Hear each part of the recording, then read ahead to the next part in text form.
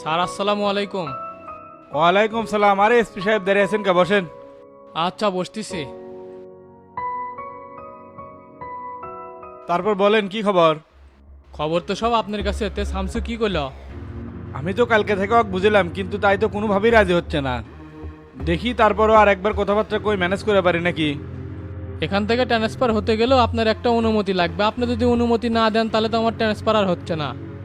শামসুকে এত কিছু কোয়া লাগবে না, আপনি ঠিক থাকলে সব ঠিক হচ্ছে। বিনিময়ে যা চান তা দিতে আমি রাজি আছি, ফ্রিলি বললাম স্যার। সেটা তো বুঝছি, কিন্তু শামসুর থেকে অনুমতি না নিলে তো আমি রাজি হতে পারতেছি না। এই মালিকদা কাম হবি না, লোক ঢিল আছে। আমি আর একবার ট্রাই করে দেখি রাজি করাবার পারি নাকি।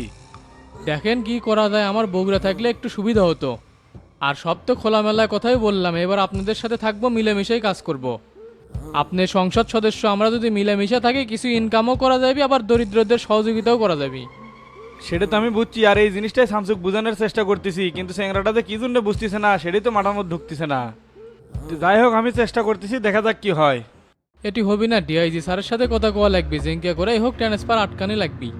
বগুড়ার মিশনটা কমপ্লিট না করে গেলে সব অসম্পূর্ণই থেকে যাবি। আচ্ছা স্যার, তাহলে আমি উঠলাম, পরে আবার ফোন দিমুনি। ঠিক আছে, যান।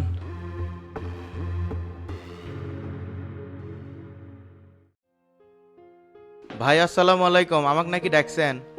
ওয়ালাইকুম আসসালাম। এ আরিফ, তোমারই তো অপেক্ষায় আছিলাম, বসো বসো।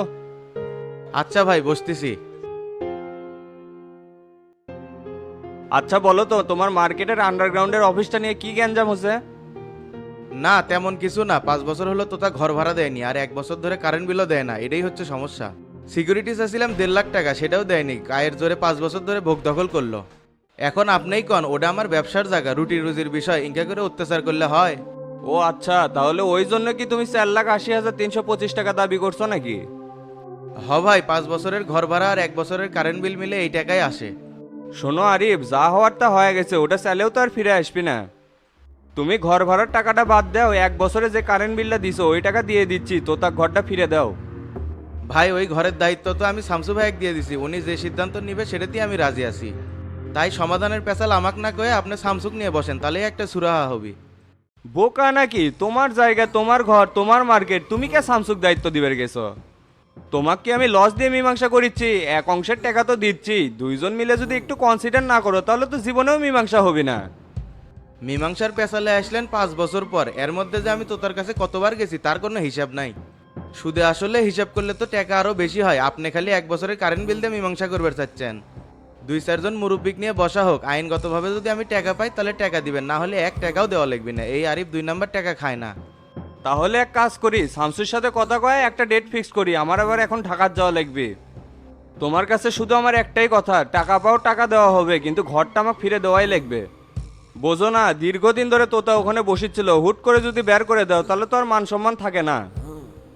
যার মান সম্মানই নাই তাকে আবার জোর করে রাখার কি দরকার? আপনি তো তাকে চেনেন না, ওই 1 টাকা 3 বার করে চাটন দেয়। ময় মুরব্বিক নিয়ে বসা হোক, তারা যদি দিবার কয় তাহলে দিমনি, না হলে আমি দিতে পারবো না। তাহলে ভাই আজকে আমি উঠলাম, আর কবে ডেট করেন সেটা আমাকে জানায়েন। না, এই চ্যাংরা তো জুতের না, বিটলা আছে, দেখি তোতা কই, পরে একটা ডেট ফিক্স করে বসা লাগবে। যেমন করে হোক টাকা বেশি দিয়ে হলেও ঘরটা ফিরে নেওয়া লাগবে। সামনে উপজেলা নির্বাচন, তার আগে যদি ওই ঘর না থাকে তাহলে তো কোনো অফিসই নিয়ন্ত্রণ করা যাবে না।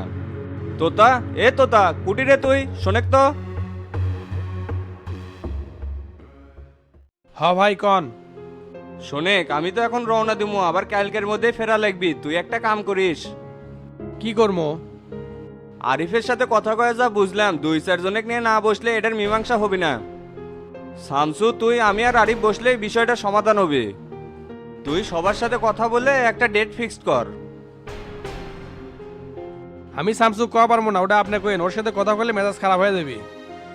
আরে বে, তুই তো একটা ডেট নিবের যাবো, মারামারি করবে যাবো নাকি? অত মাথা গরম করলে হবে? আমি যাবো ঢাকা, শামসুর সাথে কখন বসমু, সেই সময় কি আছে?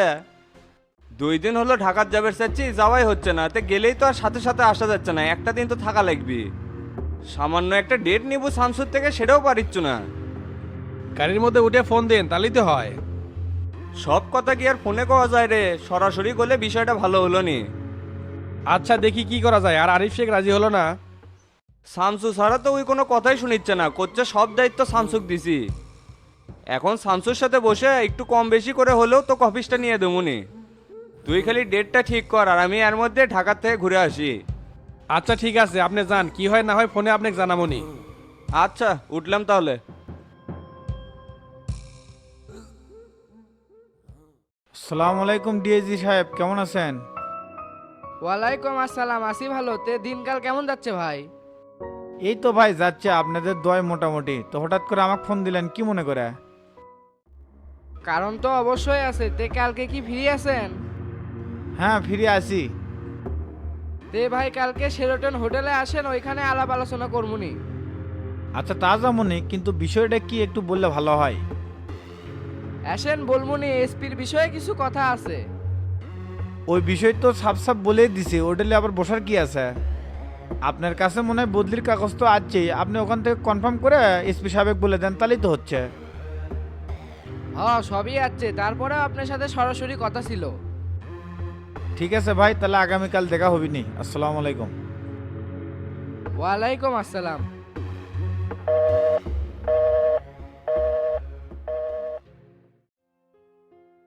কি ব্যাপার ভাই, এত আর্জেন্ট ফোন দিয়ে ডেকে নিয়ে আসলেন? কোনো খবর আছে নাকি? গতকাল রাতে রাব্বিক মিরপুর 1 নাম্বার পাইকপাড়া থেকে অ্যারেস্ট করা হয়েছে। কোন কি ও কি নিয়ে যাচ্ছেন? না এখনো আনা হয়নি, তবে আজকে বিকালের মধ্যেই চলে আসবি। বিকালবেলা থানায় আসেন, নতুন করে চার্জশিট করে ওকে চালান করে দেওয়া লাগবে।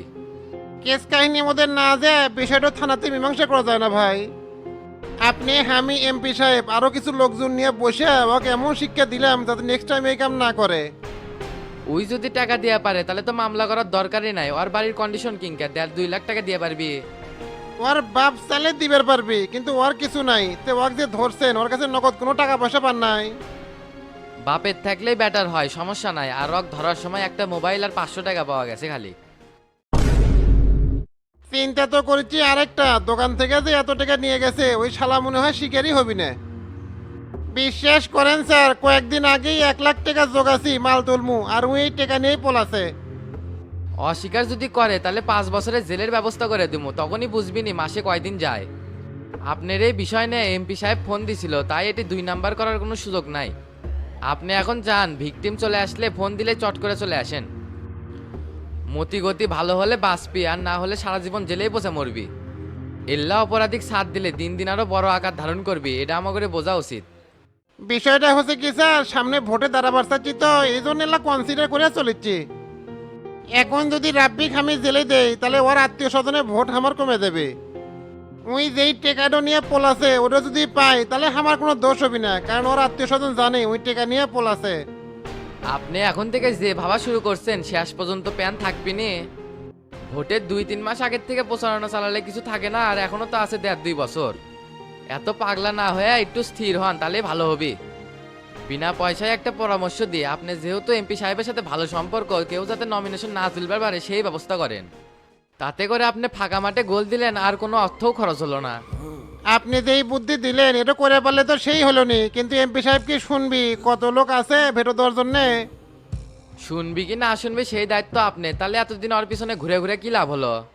যাই হোক ভাই, এটা আপনি করে পার্সোনাল বিষয়, এটি আমার ইন্টারফেয়ার করা উচিত হবে না। আমি আইনের লোক, আইনের মধ্যেই থাকি। আইনাল ভাই, এখন আমার ওঠা লাগবে, এখন পর্যন্ত লাঞ্চ করিনি, 3টা বেজে গেছে। ঠিক আছে ভাই, আর রাব্বি আসলে আমাকে একটা ফোন দিন। আচ্ছা দেমনি।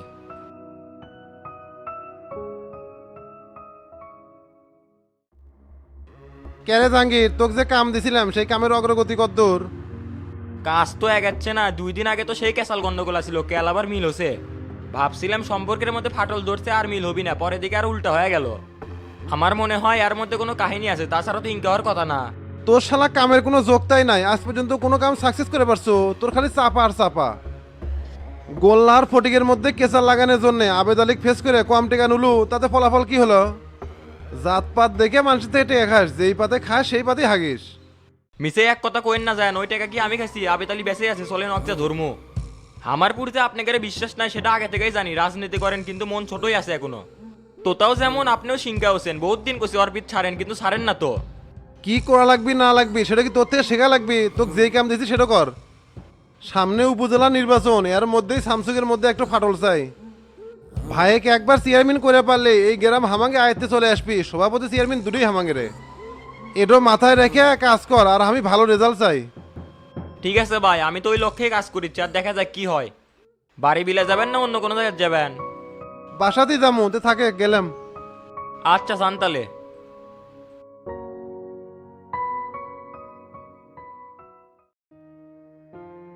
কে কমর মাই, আপনি এত রাতে এটি বসে আছেন? কোষ না বাল, মেজাজটাই খারাপ হয়ে যাচ্ছে। এই শালা ফটিকের কখন আসার কথা, এখন আসিচ্ছে না। মিজাই কে অর্জনে দেরি করিচ্ছেন, উই কে এত রাতে বাড়ির থেকে বাড়ায়? 2 দিন আগে অক ধরে চর মারলেন, আর এখনই আপনি অক রিচার্জ করে বালাতেন, উই যদি আবার আপনার উপর অ্যাটাক করে। না না, ওগুলো সমস্যা নাই। ওই একটা মেয়ের সাথে দেখা করবার গেছে তো, ওটি এতক্ষণ আসছিলাম, তারপর আমি এটি চলে যাচ্ছি, এখন ওই আসবি। কন কি ভাই, ওই মেয়ে ম্যানচেন তাদের দেখা করবার গেছে, তে আমি জানলে তো আমিও গেলামনি। তে ভাই ওই মেয়ের কি কোনো ছোট মন নাই? এ তুই বাড়ির যা তো, তুই এটি থাকলে মন মেজাজ গরম হয়ে যাবি, তুই বাড়ির যা। এই এই ওই যে পটিক ভাই আসছে, বাড়িতে একটু তাহলে পরেই যাই।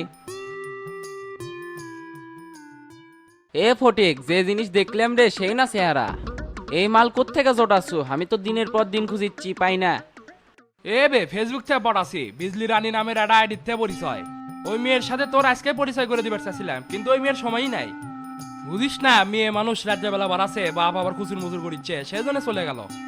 ওই জন্যে যাইনি রে, তুই দেখা করা মাত্র জোরে ধরছু, 2-4টা গল্পই করলো নি, তারপরে নাই জোরে ধরলো নি। না না, ওটা কোনো ফ্যাক্টরি না, ফোনে আগে কয়াতেছে, আমি কিন্তু তোমাকে আসার সাথে সাথে জোরে ধর্ম।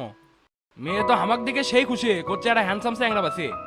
তে তুই নাই খুশি হলো, আমাকে একটু খুশি কর, কাচ্চি বিরিয়ানি খাওয়া। খালি কাচ্চি বিরিয়ানি রে, আরো কত কিছু থাকবি, পাড়ে দিব, সব খরচ আমার। আচ্ছা ঠিক আছে, ওই কথাই তাহলে থাকলো। এ উ আমি যান, চ বাড়ির যাই। আচ্ছা মাই চলেন।